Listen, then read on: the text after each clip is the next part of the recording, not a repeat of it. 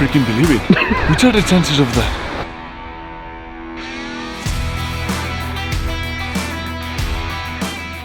This new adventure brought my dad and I to the Rhodope Mountains, located in the southern part of Bulgaria.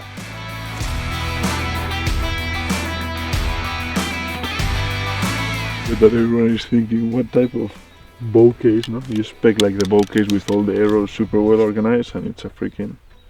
But you need to make the most out of the space. We had a couple of goals in mind, but the main one was chasing Balkan chamois, both with the rifle and the bow.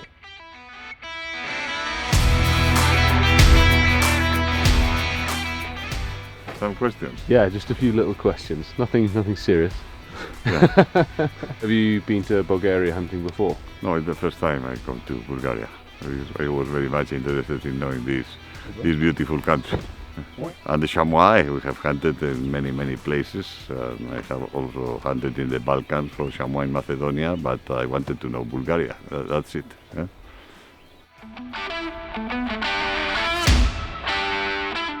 New chamois subspecies, new country, with a new territory, ready to test our hunting skills and patience.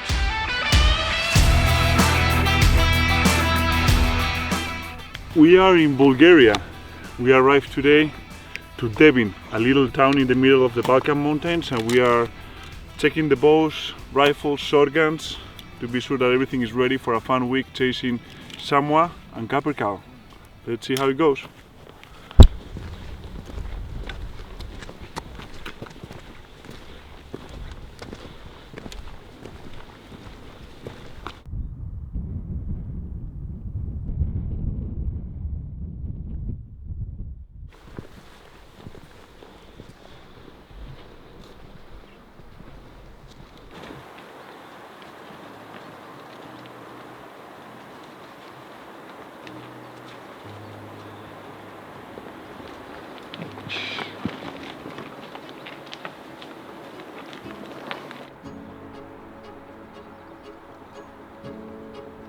First day, we have started hiking up and we have already spotted the first chamois.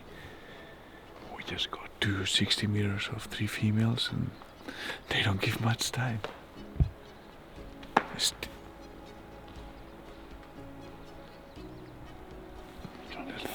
They're trying to kill us, throwing rocks at us. It's pretty thick country and very steep, so very complicated to hunt, so we'll try to figure something out. Let's keep hiking up.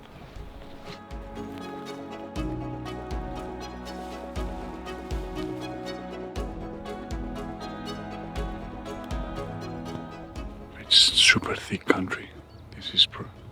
That's why there is some really big bucks in this type of terrain, because it's so thick that they get really old.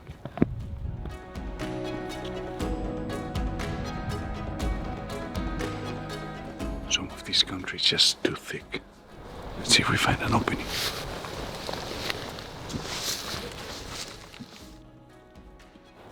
We have spotted a chamois. We're gonna check it out.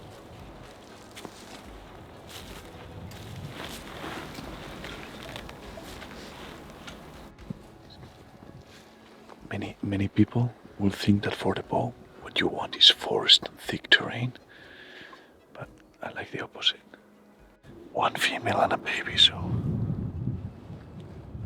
I don't even know how we are supposed to get close in this type of cliffs, but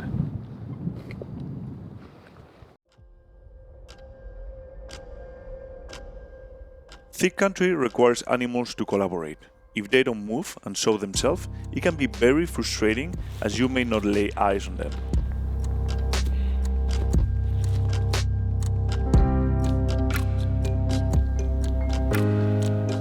Another small one. In particular with the bow, although it may seem that having cover may help to get in close, it also makes more challenging the approach, because as soon as you lose sight of your prey, you can really tell what's happening. Is it the animal alert? Is it moving or maybe bedded? All really valuable information when you are putting in a stalk. We are trying to figure out how to get down here because it's deceiving. You see a lot of trees, but the terrain is super steep. We have to be careful.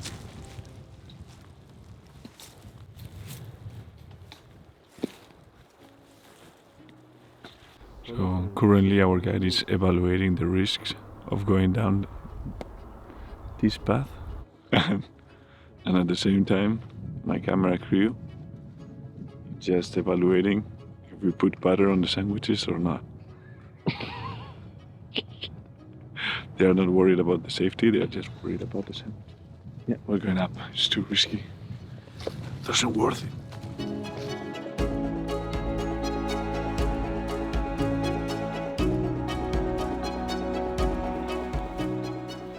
A very important part of hunting around the world is the discovery of new cultures.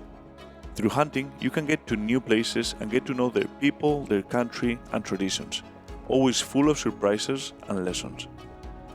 Often realizing that we have more things in common than we may thought.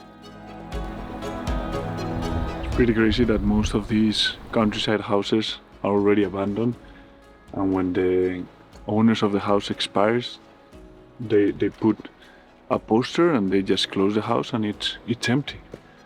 Younger generations are moving to the cities and no one wants to live in these places, and there's tons of beautiful houses and beautiful little towns empty.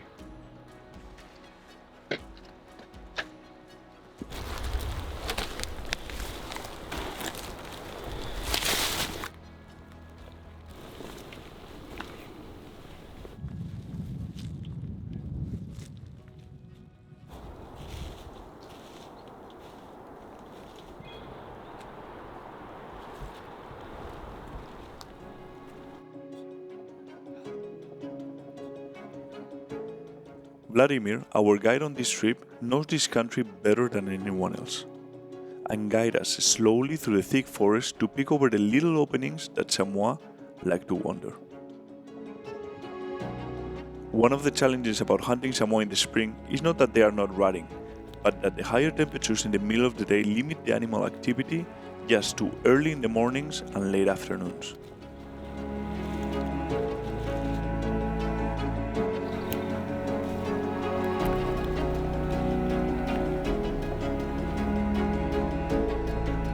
We suddenly locate a good-looking Samoa, feeding inside the forest, completely unaware of our presence.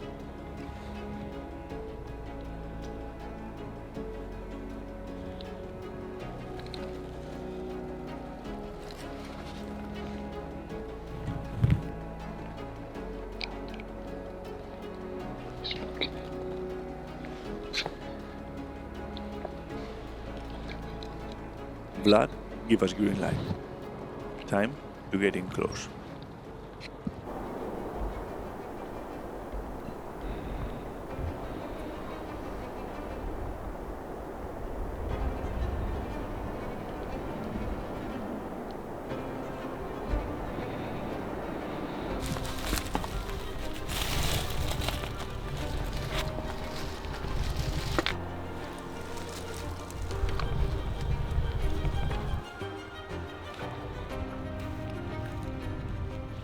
We go around and slowly slide down to shorten the distance. The Samoa by now can be anywhere, so we pay close attention to every single step we take, until we hear the sound we did not want to hear.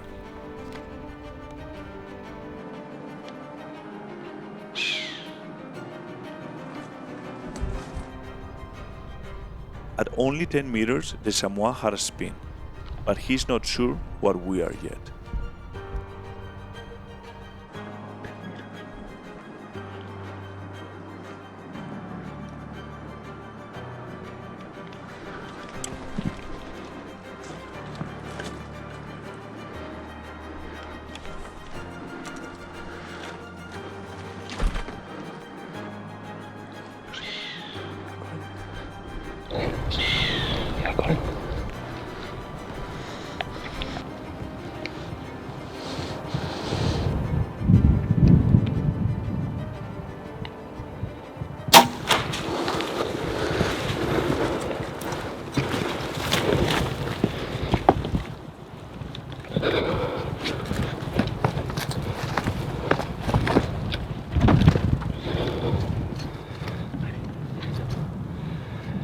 Somewhere here. I think I got him. Yeah, you did.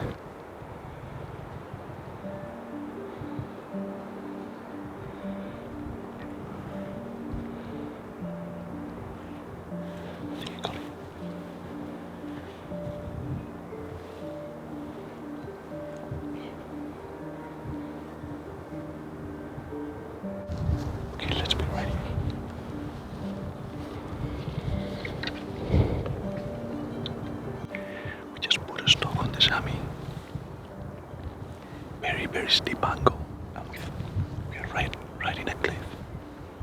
And I think I caught him, but I see the arrow. He got inside this pocket, and I'm waiting. So take a look.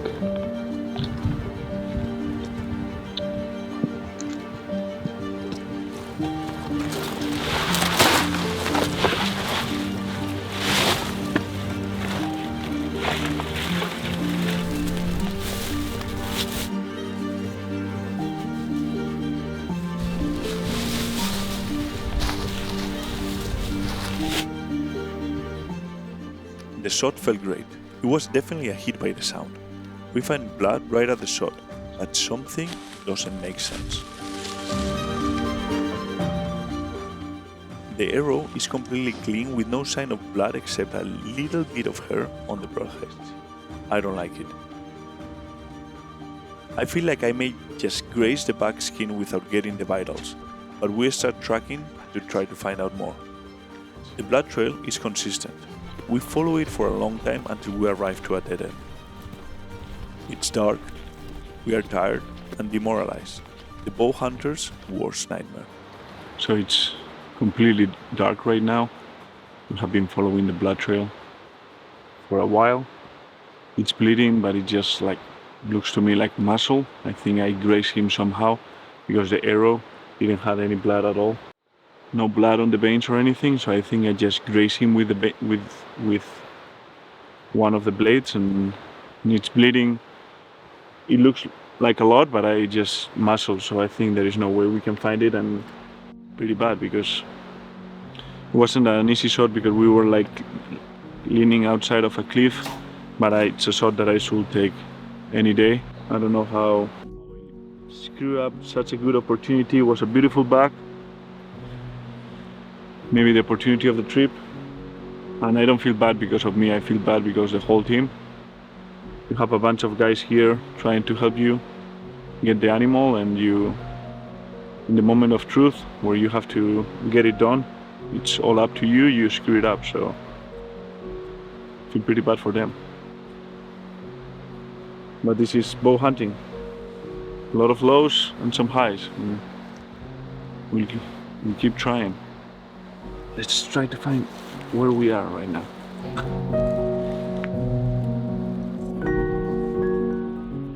The hunt was over. I dropped blood, and that's considered a dead animal.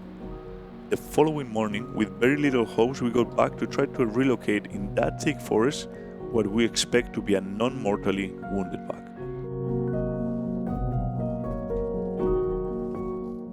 Today's episode we'll talk about tomato or tomato. Day 2, the weather is pretty bad.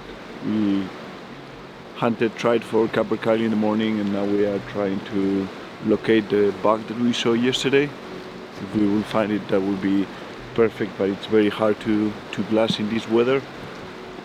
And the terrain it's so thick that either they move out or there's no way we can see them. And with this weather, they're probably bedded down, so we'll keep trying.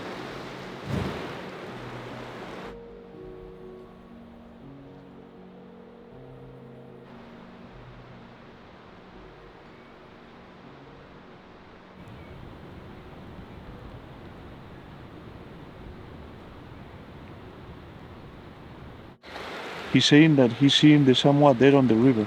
Mira, sí, ahí está. Where? Como Where?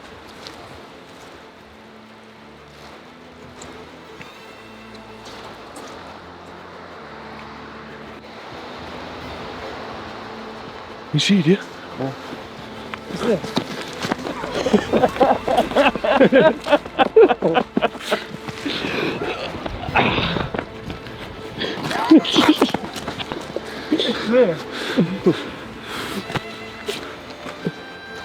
I cannot believe we were tracking the chamois yesterday, and we came to the other side this morning to try to check where he was, and we were checking the river, and we were going down like, let's go down the river to try to find it. And he says, I'm just seeing the chamois right there, and it's right there on the other side of the face.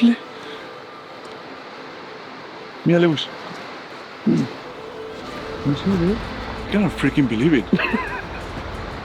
Which are the chances of that? We walked to there and it was there. We gave up there and we went In the rock. Yeah, on top. Yeah, I see it. No? Yeah. Yeah, it's like legs in the air.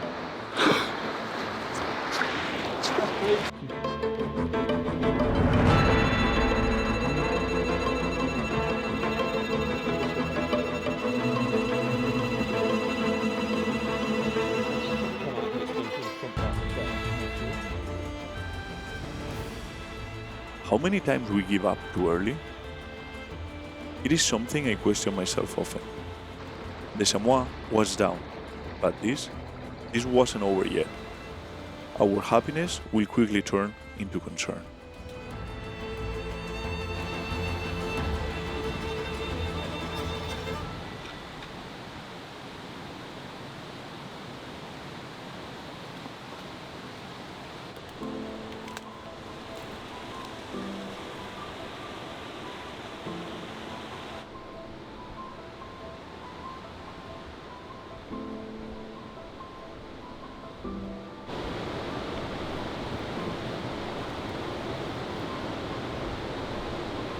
I don't know how to pick it up.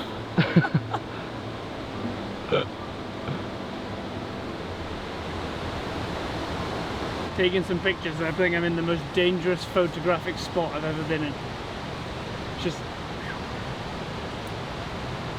50 feet, 50 feet maybe? It's enough, isn't it? Enough to ruin your day.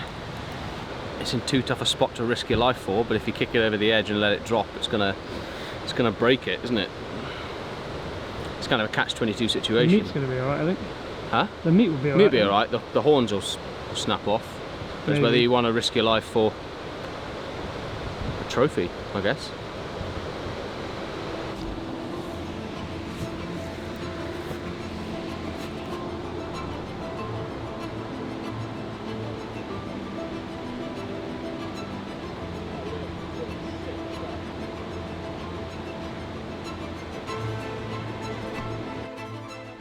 So we have the chamois, we found it, but it's right in the middle of a pretty dangerous cliff. I went to reach it out, but it's hard, so it's pretty tricky, very slippery, so it's too risky. And we are gonna push it with a stick, that it falls down the cliff and hope that the horns don't break. That's all that we can do at this point, so be careful. Okay.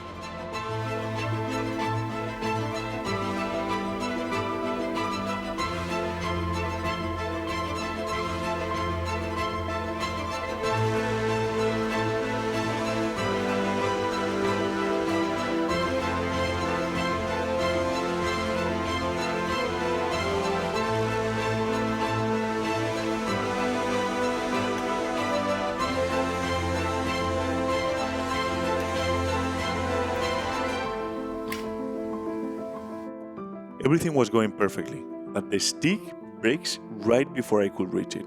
My instinct is to try to grab it, but thankfully I missed, as the wave could have pulled me down with it.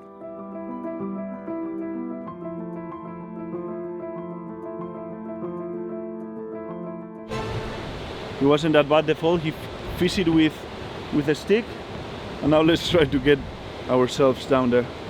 Be careful, eh? You need to move.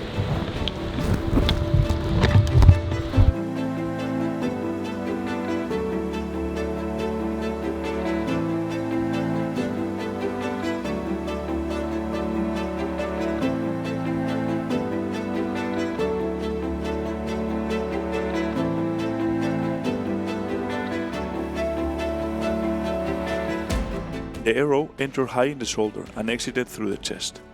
I still don't understand how it ran so far and how the arrow did not have a single drop of blood. Nasty weather today. I'm happy to have the Samoa down because you cannot pass any opportunity even if it's on the first day. As I load the Samoa in the pack, I can only think in the roller coaster of emotions hunting is. From the frustration of not seeing the animals, to the adrenaline of getting to bow range and shooting one, to the low of not being able to recover it, that turned into the emotion of finding it when there was very little hope, and then the dangerous recovery. Just keep pushing up. Emotions that we will never forget and that are the reason we're hooked into hunting forever.